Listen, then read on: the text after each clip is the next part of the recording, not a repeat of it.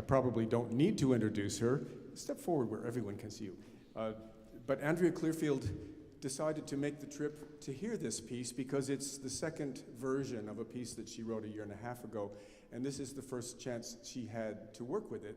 So we were thrilled when she said she would come and do not just one but 3 rehearsals and the concert with us. So Andrea is going to tell us a little bit about Rabsong Shar.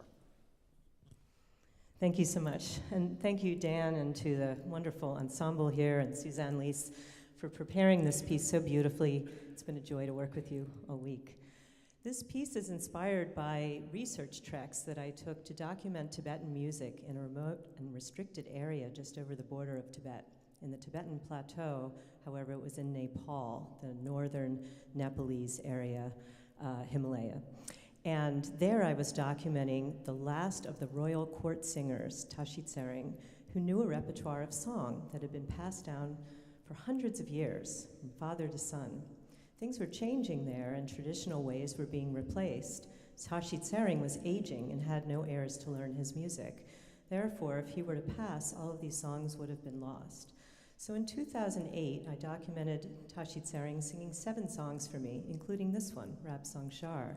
In 2010, I returned with anthropologist Katie Blumenthal to document all of Tashi Tsering's repertoire. And that is up at the World Oral Literature Project of Cambridge University as part of an initiative to document threatened languages before they disappear with that record. So you can learn more about this in the program, but I'd actually like to talk about this piece in particular.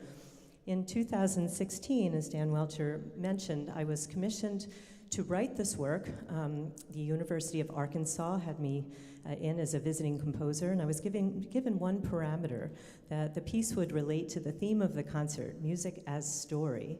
So I revisited the songs and chose Rabsong Shar as a starting point.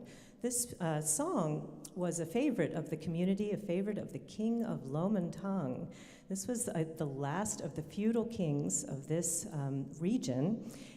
Since 1380, there had been many kings, and Jigmar, let me see if I can remember his full name, Jigme Dorje Balmar Vista was his name. I was privileged to meet him, and he stepped down in 2010, and he passed last year.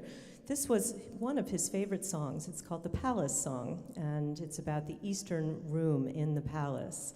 And Tashi Tsering sang the song for me in 2008 and again in 2010. The piece has something to do with loss and change and celebration and memory. And it also features some elements of that particular song.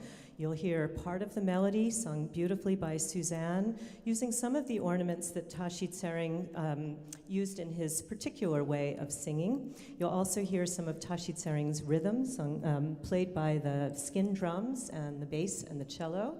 There'll be an electronic, very subtle component that weaves through that has some of my treated field recordings. And I would like to just read you a little bit of the poem, since it's not in your program, so you can hear what this song is about. I'm just going to read you the first 2 stanzas of Rabsong Shar. The king stays on the right side of Rabsong Shar. In this room, my kind king stays. The brightness of the gods is the king's generation. The king's crown of gold, peacock feathers, and ornaments. The queen stays on the left side of the Rabsong Shar. In this room, my kind queen stays. In the brightness of the gods is the queen's generation, the queen who wears turquoise and coral jewels. I hope you enjoy the work. Thank you.